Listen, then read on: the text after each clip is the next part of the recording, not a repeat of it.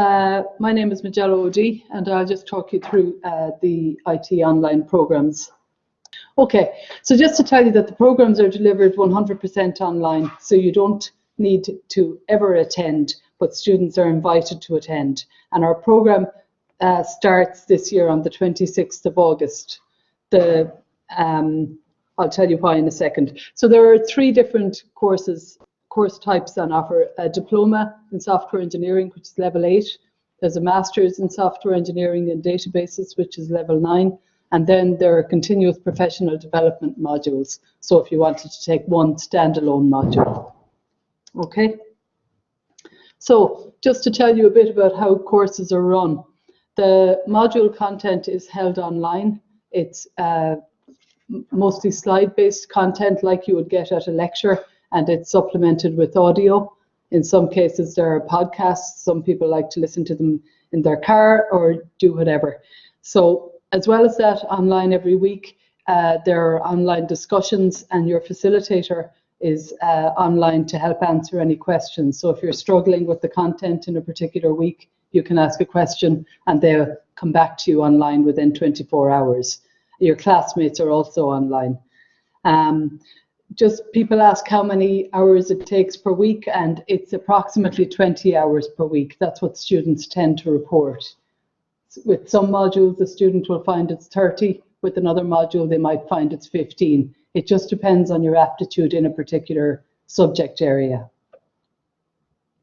Okay, the modules are back to back. So we start on the 26th of August. There are 8 weeks on every module, but 8 weeks on a module, which will end on the Sunday night, and the next module will start the following day.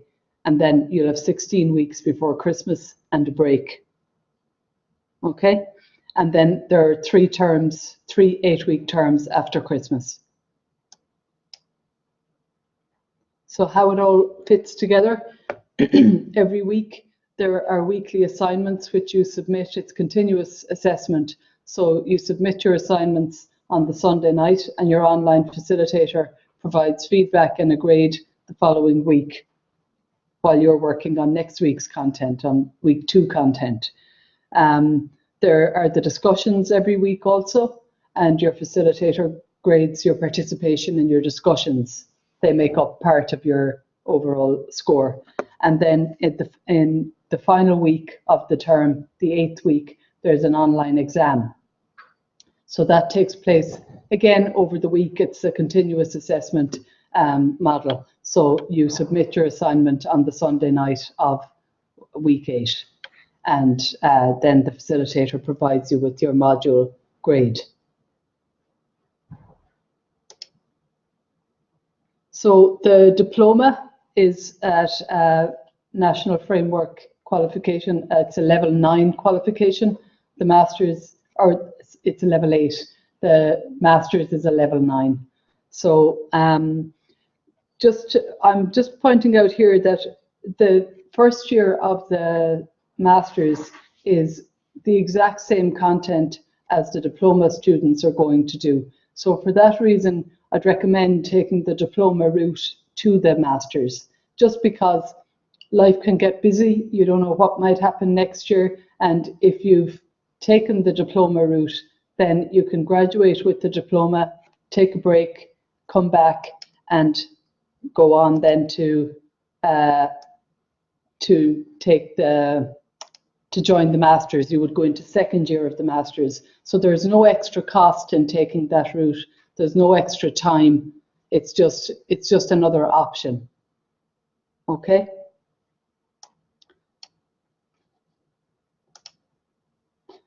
So the master's program, how that's made up, here are the 30 credits that you saw for the diploma in software engineering. In 2nd year of the master's, there were 25 credits on database content, and there are 35 credits between thesis planning and then your thesis delivery. The whole master's is a 90 credit master's, and sometimes if people find that work is too busy or whatever, they might decide to push the thesis part out to a 3rd year, and there are reduced fees for for the third year. In that case, we'll talk about fees in a second. But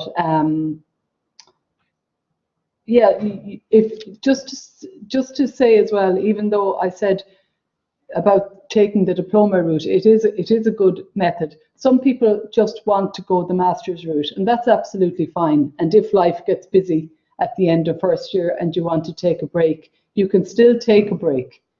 Your credits are still held against your name. They'll be there if you come back in 3 years' time and decide you want to continue on with the master's, but you won't get the diploma.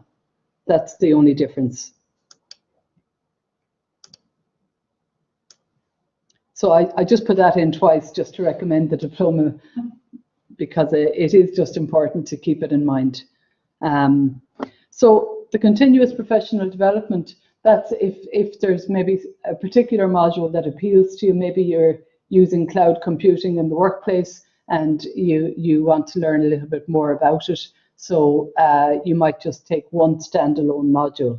If you took that module, it's the same. It's also 8 weeks long.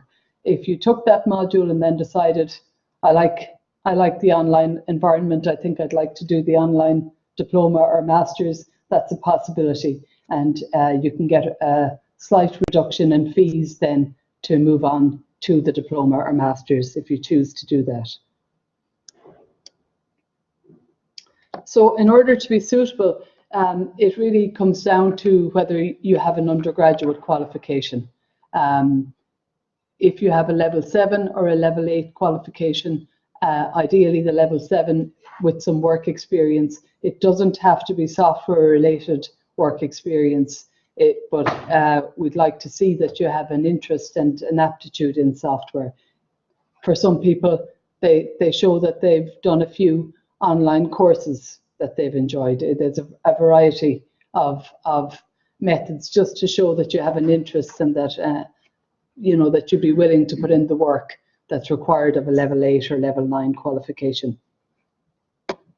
But it is a conversion course, so it's absolute. We've had people from legal backgrounds, people from arts backgrounds, business backgrounds.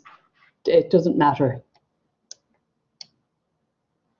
So the fees, they're 4,800 per year for the diploma and masters. That's so per year for EU students and 5,300 for non-EU.